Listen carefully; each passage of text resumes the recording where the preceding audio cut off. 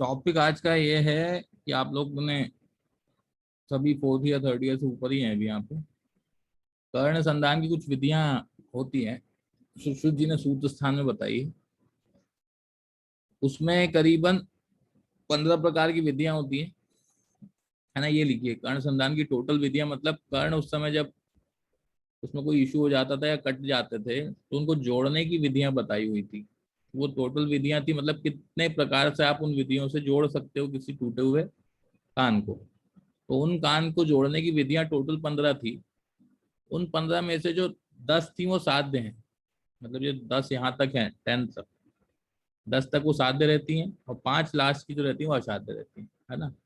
अब इशू ये आता है इनके साथ कि संख्या तो याद रहती है, 15 हैं और 10 असाध्य, 10 साध्य, अंतिम 5 के असाध्य हैं, क्योंकि असाध्य हमेशा कम होगी। इशू ये है कि उनके यहाँ जो कोटेशंस दिए हुए हैं एक एक लाइन के, वो पूछता है कि कोटेशन ये दे के ये किस पाली का है या कौन सी कर्ण संधान की विधि है।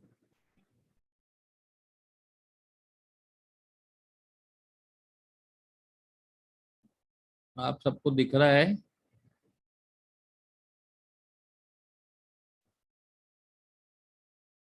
स्क्रीन शेयर हो तो रही है?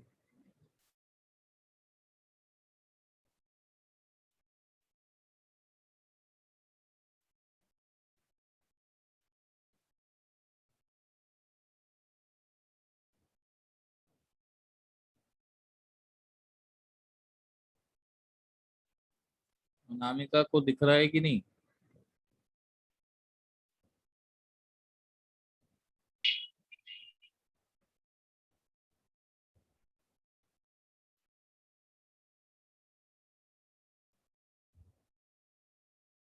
हेलो? अब विजिबल है? हाँ दिख रहा है। ठीक। तो टोटल विधियां यहाँ पे होती हैं 15। उसमें इशू ये आते हैं कि वो संख्या के अलावा इनके कोटेशंस में दिक्कत आती है ना। तो उन कोटेशंस को कुछ कोरिलेशंस के हिसाब से अपन पढ़ेंगे। अभी लिखना नहीं है आपको, मैं सिर्फ बताऊंगा, क्योंकि लिखेंगे अपन क्लास में सब लिखवाऊंगा। अभी बस समझाऊंगा कि मैं इसको कैसे अपने को अप्रोच करना है बेसिकली। तो टोटल 15 है, जिनमें से 10 जो है वो साध्य हैं, तो ये ऊपर से 10 तक साध्य हैं। अब यहाँ पे एक और समझने वाली चीज ये है कि आपको ये याद नहीं करना है ना नाम, क्योंकि अपन यूजी के एग्जाम नहीं दे रहे। अब चीजें क्या होती हैं कि जब कोचिंग से गाइडेंस नहीं होता है तो आदमी ये पढ़ता है और उसको रटने बैठ जाता है कि 1 से 15 तक नाम रटे पहले, फिर उसके सामने ये रटे। तो ये नाम रटने से कोई मतलब नहीं है, क्योंकि ये नहीं पूछता है कभी। और वैसे भी आपको ये नाम रटने की जरूरत नहीं है, आप उसको पढ़ोगे तो अपने आप आपको रिमाइंड होता है कि ये चीजें कर्ण संधान में थी। आपको कुछ समझना है तो वो उसकी कोटेशन समझना है। जैसे पहली विधि होती है नेमि संधानक। नेमि संधानक नाम की विधि है, उसका श्लोक आता है प्रथुलायत समोभय पाली नेमि संधान का। बस इतना पूछेगा वो। क्वेश्चन आपको ये देगा कि प्रथुलायत समोभय पाली डैश। तो अब आपको फिल करना है 5, कोई भी यहाँ से कर्ण संधान विधि उठा के दे देगा। अब कैसे पहचानेंगे, है ना। तो ये चीज समझना है। तो समझने के लिए अपन क्या करेंगे उसको, ये यार 1.5 घंटे में भी आते रहते हैं।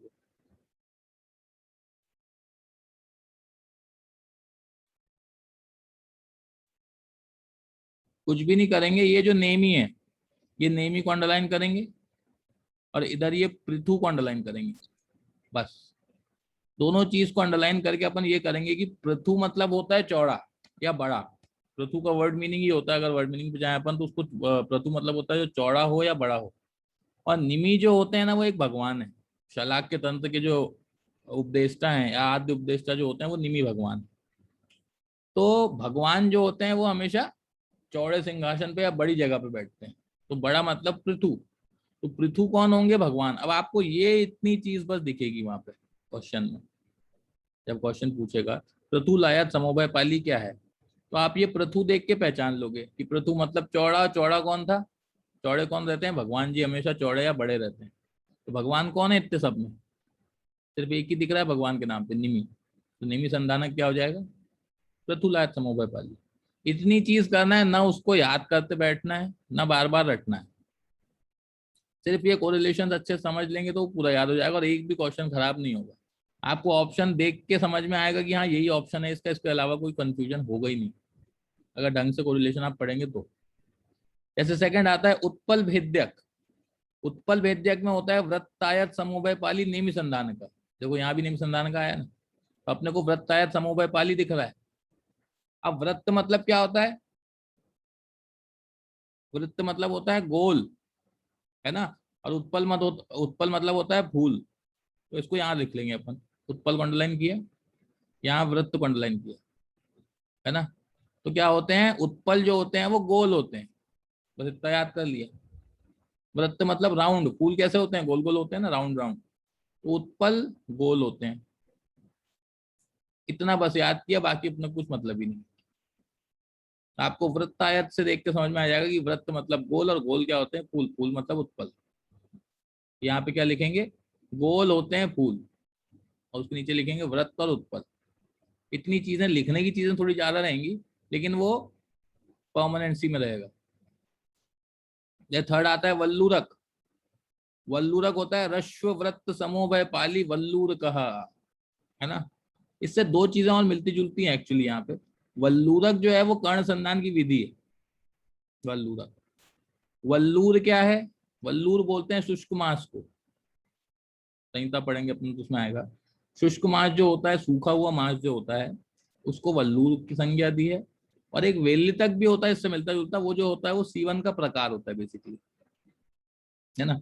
तो वेल्लितक सीवन का प्रकार, वल्लूर शुष्क मास, और वल्लूरक जो होती है कर्ण संधान विधि, है ना। तो अब कैसे किया अपन ने, वल्लूरक, वल्लूर और वेल्लितक, बहुत सारा मतलब कंफ्यूजन हो जाता है ना मन में, तो अपन ने तीनों को लिख के छोटे से में उसको खत्म कर दिया। इतना बड़ा था वल्लूर का कंफ्यूजन, वल्लूर क्या है, वल्लूरक क्या है, वेल्लितक क्या है, सब एक जैसा हो रहा था। उसको आपने तीनों को लाइन से एक साथ लिख दिया, और उसको क्या कर दिया, रश्व कर दिया, रश्व मतलब वल्लूरक। क्योंकि वल्लूर की कहानी बहुत बड़ी थी, वल्लूर क्या है, वल्लूरक क्या है, वेल्लितक क्या है, आपने उसको तीनों को लिख के रश्व कर दिया, मतलब छोटा हो गया अब वो। रश्व मतलब छोटा, वल्लूरक को हमने छोटा कर दिया। किसी का ऑडियो चालू है,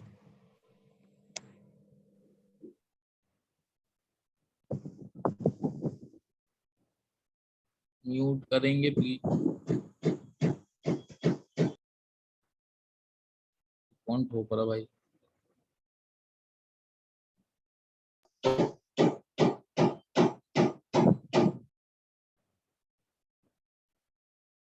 ये आरती नाम की कौन लड़की है, उसको ऑडियो कनेक्ट ही नहीं है अभी तक। हाँ, तो इस तरीके से वल्लूरक को अपन ने क्या किया, छोटा सा बना दिया। इतना बड़ा था वो, वल्लूरक भी था, वल्लूर भी था, वेल्लितक भी था, पर अपन ने उसको एक साथ लिख के छोटा बनाया। तो रश्व वाला जो लाइन होगा, रश्व वाली जो कर्णपाली का श्लोक होगा, वो होगा वल्लूरक का, बस। चौथा होता है आसंगिम। आसंगिम होता है अभ्यंतर दीर्घ एक पाली, और उसी के नीचे देखो गंड कर्ण होता है बाह्य दीर्घ एक पाली। दोनों में कोई डिफरेंस दिख रहा है, एक जैसी लाइन है, लेकिन दोनों अलग अलग है। एक है अभ्यंतर दीर्घ पाली, एक होता है बाह्य दीर्घ पाली। एक होता है आसंगिम, एक होता है गंड कर्ण। अब अभ्यंतर और बाह्य से याद करना पड़ेगा अपने। तो कैसे याद करेंगे, देखो आसंगिम में आस को अंडरलाइन करो, आस को अंडरलाइन करना है, और यहाँ पे अभ्यंतर, बस दो चीज अंडरलाइन करना है, और यहाँ लिख लेना है। क्या लिखेंगे, आस जो होती है, किसी भी चीज की आस अपन लगाते हैं ना, आस मतलब किसी से उम्मीद या आश या आशा रहती है, तो आशा हमेशा अंदर से रहती है, दिल से। आस हमेशा अपन अंदर से लगाते हैं, बाहर से नहीं लगाते। तो आस अंदर से लगती है, मतलब आसंगिम वाला कौन सा श्लोक हो गया, अभ्यंतर दीर्घ पाली वाला आसंगिम का हो गया, क्योंकि एक जैसे हैं दोनों। और गंड कर्ण जो है वो बाह्य दीर्घ एक पाली है। तो गंड मतलब क्या होता है, गाल, जो चिक वाला पोर्शन होता है उसको गंड बोलते हैं बेसिकली। तो गंड बाहर से दिखते हैं, आपके गाल बाहर से विजिबल होते हैं ना। तो गंड को अंडरलाइन करेंगे और बाह्य को अंडरलाइन करेंगे। ये आपका यहाँ पे दोनों चीज क्लियर हो गई, चौथी और पांचवी। कि बाह्य दीर्घ एक पाली समझ के आप देख के समझ जाओगे, बाह्य मतलब बाहर। बाहर क्या, बाहर से क्या विजिबल होता है, गंड कर्ण। तो गंड कर्ण ऑप्शन जैसे ही दिखेगा आपको, आपको रिमाइंड हो जाएगा अपने आप की यही है। कुछ याद करे बिना, कुछ ना करे बिना, बस देखने से। और आसंगिम देखेंगे तो आपको समझ में आ जाएगा, आंस मतलब अंदर से आंस लगाते हैं। एक चीज का इशू बस इसमें है, कि आपको रिपीटेशन करना पड़ेगा चीजों का। रिपीटेशन करेंगे, करते रहेंगे ऐसे ही आराम से, तो आपको कभी भूलेगा नहीं। लेकिन आज पढ़ाया, शाम को पढ़ा और कल से गायब, तो फिर वो दिक्कत देगा। ठीक है। ऐसे ही सिक्स पे आती है आहार्य। आहार्य मतलब क्या होता है? अपालिर उभय तो आहार्य, मतलब पाली नहीं है। आ मतलब आ कहीं भी लगता है आयुर्वेद में या संस्कृत में, तो उसको बोलते हैं ना होना, चीज का ना होना। आ अगर लग गया मतलब किसी चीज का ना होना। तो आ से अपाली, आ से आहार्य। आहार्य मतलब जो जिसका आप आहार या जिसको बाहर ना निकाल पाओ, वो होता है आहार्य। तो आ से अपाली हो गए। बस आ को अंडरलाइन करो और आ को अंडरलाइन करो, इतना श्लोक आएगा। आ पाली रुबे तो अपाली। तो आ से क्या है? आहार्य है एकमात्र, और कुछ है ही नहीं। एक आंस है, तो आंस तो आपको पता है, आंस अंदर से होती है, मतलब अभ्यंतर वाला श्लोक है उसका। तो बचा क्या? आहार्य बचा बस। दोनों में आ लगा हुआ है। मतलब अगर पाली ही ना हो तो क्या करोगे? अब पाली नहीं है तो आहार ही नहीं कर पाएंगे, तो उसमें भी आ लगा दिया। दोनों में आ लगा दिया। ये याद करने के तरीके होते हैं। समझने में कोई दिक्कत नहीं है, समझ लो, खूब समझ लो। लेकिन इशू ये आता है एंट्रेंस के टाइम पे, कि कितना ही समझोगे और कितना ही पढ़ोगे, है ना। चीजों को कंसाइज करने के लिए आपको ये तरीका अपनाना ही पड़ेगा। एक बार एंट्रेंस में हो जाओ, एंट्री ले लो, उसके बाद खूब पढ़ाई करना ना 3 साल। लेकिन एंट्रेंस के लिए तो ये करना पड़ेगा ना। समझोगे तो कितनी चीजें समझोगे? 15 से 20 सब्जेक्ट्स हैं, 4 से 5 संहिताएं हैं, कितना समझोगे? और एक एक सब्जेक्ट में कितना वास्ट सिलेबस है, आप सबको पता है। तो याद रखना, चीजें पढ़ के समझ के पॉसिबल नहीं होता, ऐसी चीजें करनी पड़ती हैं। आहार के बाद सेवंथ आता है निर्वेदिम।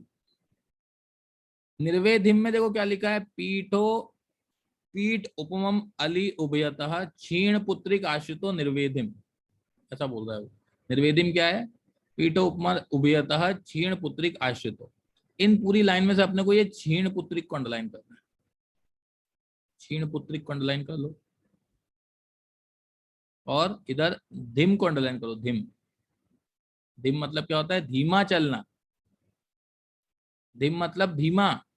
तो क्या बोलते हैं? उसका पुत्र धीमा है क्योंकि वो क्षीण है ना। क्षीण पुत्र किसी का रहेगा, क्षीण मतलब होता है कि क्षय पुत्र या दुबला पतला या कमजोर। वो जो रहेगा क्षीण पुत्रिक कोई भी रहेगा, तो वो कैसे चलेगा? धीमा धीमा चलेगा, अच्छे से नहीं चल पाएगा। बोलते ना अपन स्लो स्लो चल रहा है, क्योंकि वो क्षीण है। तो क्षीण पुत्रिक को कोरिलेट किससे किया आपने? धिम से। पूरे ऊपर से नीचे तक देख लो, कहीं भी धिम आ रहा है क्या? आप ये मत सोचो कि कंफ्यूज हो गए। ट्रिक्स ऐसी हैं कि जो रिपीट नहीं होंगी, या जो बायस भी नहीं होंगी, वो एप्लीकेबल हैं तो रहेंगी, लेकिन बनानी सही होती है, उसको रिपीट नहीं होनी चाहिए। तो क्षीण पुत्रिक, धिम, धिम मतलब धीमा चलता है, बात खत्म। उसके बाद आता है व्यायोजिम। व्यायोजिम में लिखा है स्थूलाणु सम विषम पाली व्यायोजिम, ये लिखा है। यहाँ पे अंडरलाइन करेंगे अपन जिम को। देखो जिम और धिम दोनों में फर्क है, और ये आपको आराम से समझ में आ जाएगा, सिर्फ आपको यहाँ ध्यान से सुनने का चाहिए बस, और उसको रिपीट करने का। जिम में क्यों जाते हैं लोग? जिम क्यों जाते हैं लोग? स्थूल से सम होने के कारण। तो ये स्थूल को अंडरलाइन करो और सम को। स्थूल से सम होने के कारण लोग जिम ज्वाइन करते हैं, जिससे वो साम्य अवस्था में आ जाए और स्थूलता कम हो जाए। तो बस, स्थूल और सम विषम दिखा आपको, तो विषम या स्थूल होने के कारण वो जिम जाते हैं सम होने के लिए। तो ये वाली लाइन आप देख के समझ जाओगे कि ये जिम की है, मतलब व्यायो जिम। समझ में आ रहा है यहाँ तक सबको? वॉइस का इशू, दिखने का इशू, कोरिलेशन का इशू कोई हो तो बताइए।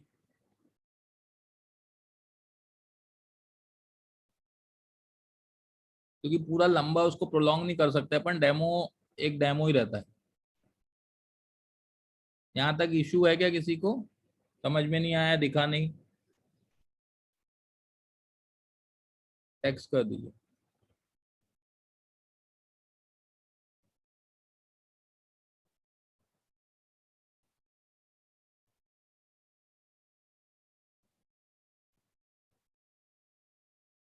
हेलो।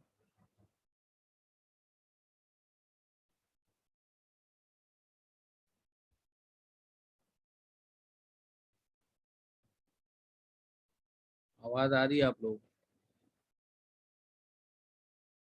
ठीक है, बाकी सब लोगों को भी समझ आया ना?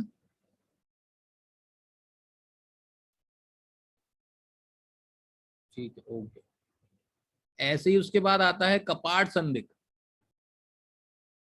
है ना? कपाट संदिग्ध। तो कपाट संदिग्ध और अर्ध कपाट संदिग्ध इसलिए पढ़ना जरूरी है आपको क्योंकि ये कंफ्यूज करेगा आपको कैसे, आसंगिम और गणकर्ण से, क्योंकि चीजें सेम होने वाली हैं। कपाट संदिग्ध में अभ्यंतर दीर्घ, एक सेकंड,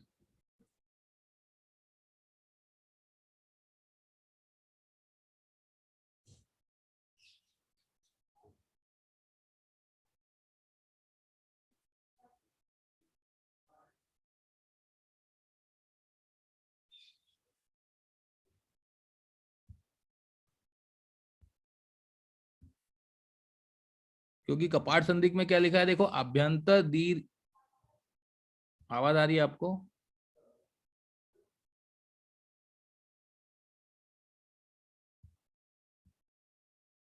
ठीक है ना? तो कपाट संदिग्ध में लिख रहा है वो अभ्यंतर दीर्घ एक पालिर इतरा अपाली कपाट संदिग्ध। ऊपर क्या था आसंगिम में, सिर्फ दो तीन लाइन थी, अभ्यंतर दीर्घ एक पाली बस, उसके अलावा कुछ नहीं था। अभ्यंतर दीर्घ एक पाली गणकर्ण, गणकर्ण में क्या था, बाह्य दीर्घ एक पाली बस।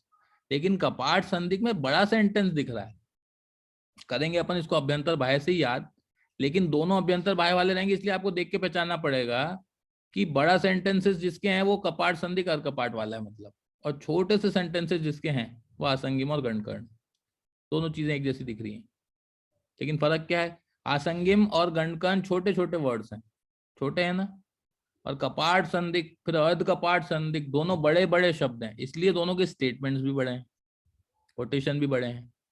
याद वैसे ही करेंगे, जैसे इसको कपाट संधि में, कपाट संधि को अंडरलाइन करके अभ्यंतर को अंडरलाइन करो, है ना? कैसे याद करेंगे, कपाट मतलब होता है खिड़की, ओ सॉरी, कपाट मतलब होता है दरवाजा, होता है ना? कपाट संधि बोलते हैं दरवाजे को, और अर्ध कपाट बोलते हैं खिड़की को, बोलते हैं कि नहीं? अब कपाट संधि में लिखो दरवाजा हमेशा किस तरफ खुलता है, आप जब घर पे कोई आता है दरवाजा बाहर की तरफ खोलते हैं या अंदर की तरफ खोलते हैं? अंदर लॉक लगा होता है, फिर अंदर की तरफ दरवाजा खुलता है, ऐसे ही होता है ना?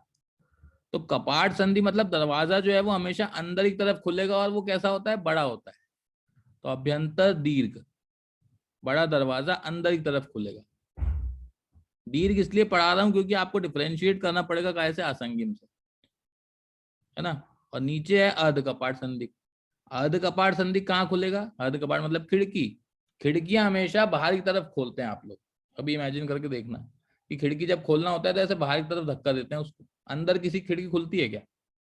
मतलब खुलती होगी किसी की, लेकिन बेस जनरली खिड़की बाहर की तरफ खोलते हैं अपन, और दरवाजा अंदर की तरफ खोलते हैं। क्लियर है ये? तो कपाट संधि मतलब दरवाजा, और अर्ध कपाट मतलब खिड़की। तो खिड़की खुलेगी अंदर मतलब, खिड़की खुलेगी बाहर मतलब बाह्य दीर्घपाली, और कपाट संधि दरवाजा खुलता है अंदर तो अंदर मतलब अभ्यंतर दीर्घपाली। अब डिफरेंस दिक्कत ये आएगी कि अभ्यंतर बाह्य वाले दो हो गए, कपाट संधि और कपाट भी हो गया और आसंगिम गणकर्ण भी हो गया। तो उसका ही मैंने सोल्यूशन ये बताया है कि सेंटेंस देख के पहचानना है, छोटा सा सेंटेंस है, तीन वर्ड का सेंटेंस है किसका, आसंगिम और गणकर्ण का, लेकिन कपाट संधि अर्ध कपाट संधि क्योंकि बड़े हैं वर्ड, इसलिए उनके सेंटेंसेस भी बड़े हैं। तो ये दीर्घ एक पालिर इता अल्प पाली कपाट संधि इतना बड़ा है, ऐसे ही अर्ध कपाट का बड़ा है। ऐसे इनको क्लियर होंगे, 10 मिनट की क्लास बची। उसके बाद 11th आता है संक्षिप्त। संक्षिप्त का श्लोक होता है शुष्क शशकुलिर उत्सन्न पालिर इति अल्प पाली कपाट संधि, है ना? शुष्क शशकुली। तो मेरे को एक बात बताइए, जब अपन सफर करते हैं, आप सब स्टूडेंट्स हैं, बाहर रहते हैं, है ना, घर से दूर रहते हैं, जब भी थोड़े समय के लिए भी घर जाते हैं, तो मम्मी क्या कहती है, शशकुली मतलब होती है पूड़ी।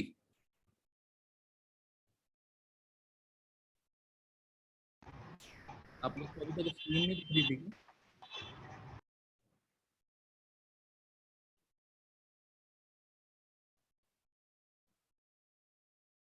स्क्रीन दिख रही है ना सबको?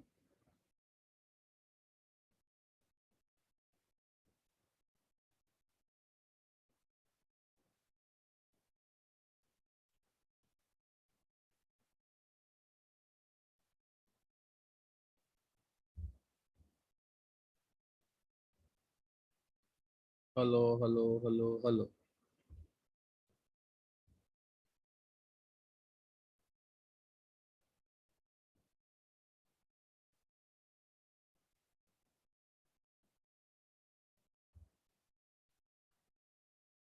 हेलो।